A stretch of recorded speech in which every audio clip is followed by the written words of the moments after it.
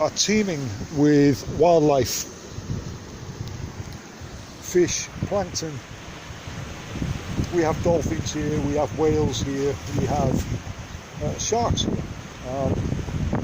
This island is home to something like 40,000 puffins that come here annually, as well as all the other different species of seabirds.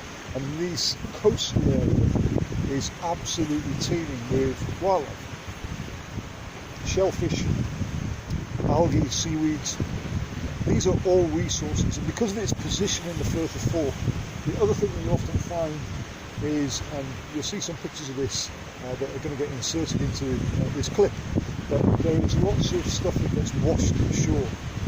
So most of this stuff makes ideal material for improvisation, for making shelters, for water, etc.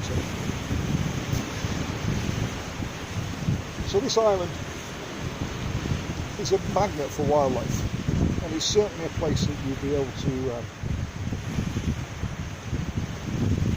live off the land if you're able to access the sea. Now, of course, it's high tide at the moment, and we won't see it at low tide because we have to leave before the tide turns, which is in about an hour and 15 minutes. So I don't really have long here to really get a good feel of it. And unfortunately, I'm not allowed to stay overnight.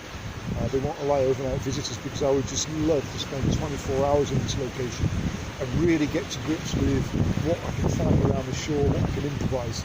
But unfortunately, because it's such an important scientific nature reserve, they just won't let me, which is a shame really, because it would be an interesting experience to spend 24 hours just living off the land here, just using the resources that I can find on the beach, lighting fires.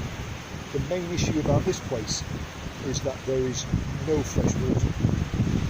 There's no fresh water at all on this island. So you're reliant, or you would be reliant, on catching rainwater predominantly. And there's very little vegetation for it to get anything else from. So, yeah, water would be a problem. But the good news, this is Scotland. Most of you will be aware that in England and in Scotland it rains a lot. It's almost like living on the Pacific Northwest. Lots of rain, lots of water. So it will be very easy to build water catchers and collect enough rainwater. And I'm sure in the rocks around you will be able to find some little hollows in between stones. But you've got to cope with all this white stuff, which of course is bird guano.